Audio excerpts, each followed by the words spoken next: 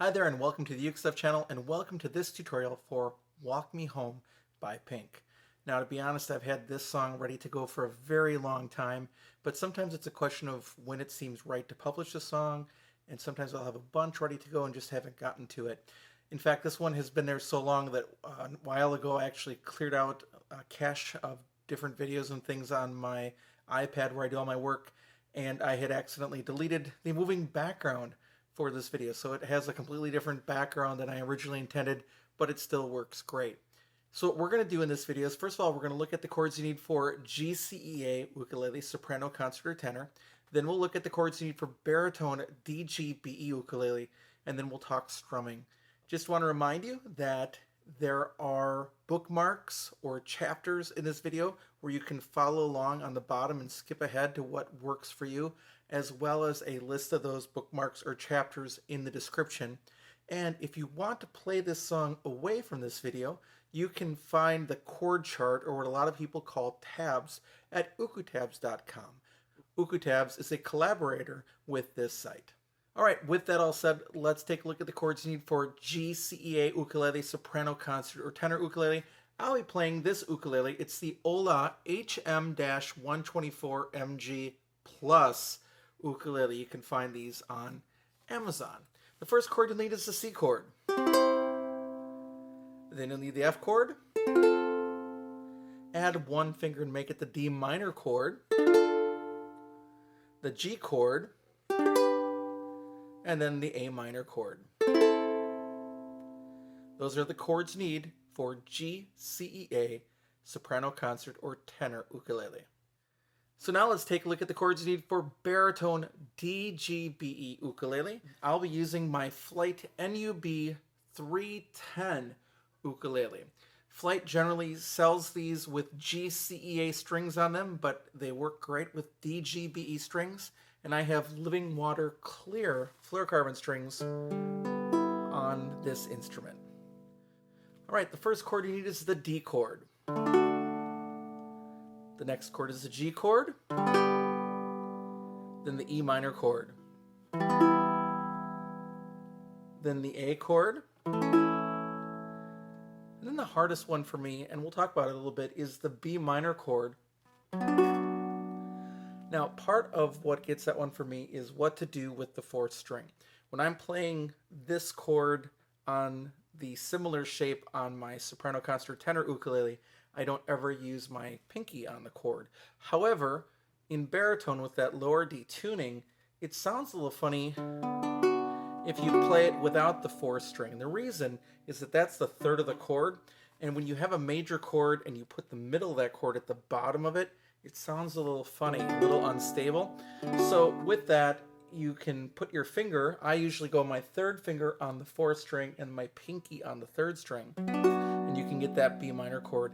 However, because I'm so used to playing that similar chord shape on soprano, concert, or tenor, I have a hard time getting to that in this song. And those are the chords you need for baritone DGBE ukulele. Now, as it comes to strumming, we'll just look at this in the key of C. Sorry, baritone players, you have to deal with the F for just a moment, but you'll get the idea. Basically, other than the single strums that happen at the beginning of the song, single strums, it's marked where to play single strums. So the main thing that I'm hearing throughout the song, I'm going to play the C chord here, is this. It's down, down, up, down, up, down, down, up, down, up.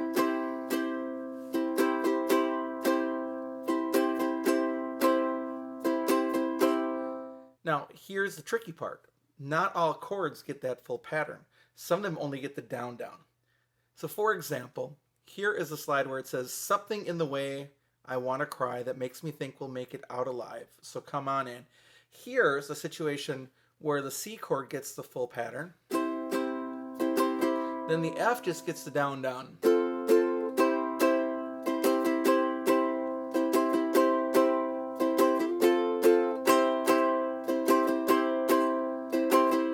Really struggled with how to go about teaching that, but the best way to tell you is that either you get one of two things. Either you get down, down, up, or you just get down, down. And then you're switching right away.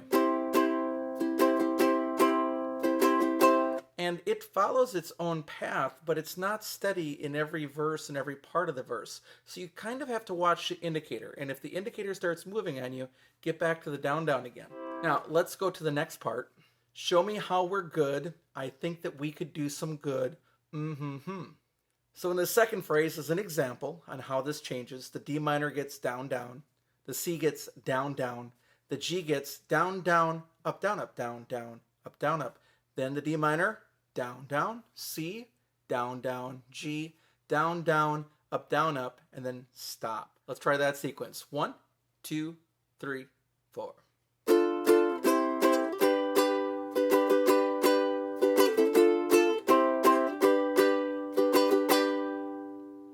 Let's do it one more time. 1, 2, ready, go. Down, down, down, down, down, down, up, down, up, down, down, up, down, down, down, down, down, down, up, down. And then we're back to the next part of the song. Now, I wish I had an easier answer for you on this, but really the key to unlocking this is down, down, up, or down, down, or single strums throughout the entire song. And it's just going to be navigating with it and playing with it. The other thing that I want to remind you about is that strumming patterns are always subjective.